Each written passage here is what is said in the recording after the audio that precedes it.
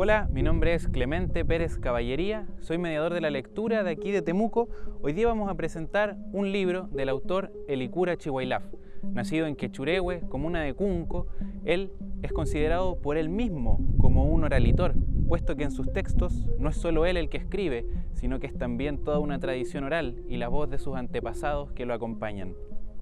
Ganador del Premio Nacional de Literatura en el año 2020, el libro que vamos a presentar hoy día es Recado confidencial a los chilenos. Me digo, ¿cuánto conoce usted de nosotros?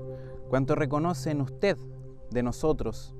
¿Cuánto sabe de los orígenes, las causas de los conflictos de nuestro pueblo frente al Estado nacional? ¿Qué ha escuchado del pensamiento de nuestra gente? Nos conocemos tan poco. Es la razón por la que le entrego este recado, lleno de cifras y de datos jurídicos necesarios para establecer puntos comunes de conversación en la dualidad del acuerdo y del disentimiento.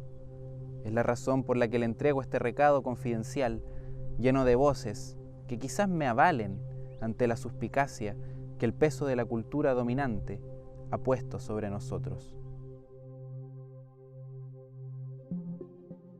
Esta es una invitación a leer el libro, a sumergirnos en este verdadero diálogo con la cultura mapuche y resolver más de alguna pregunta que pueda estar dando vueltas. Este libro, Recado confidencial a los chilenos, formará parte del catálogo regional de autores y autoras de la Araucanía, parte del Ministerio de la Cultura, las Artes y el Patrimonio.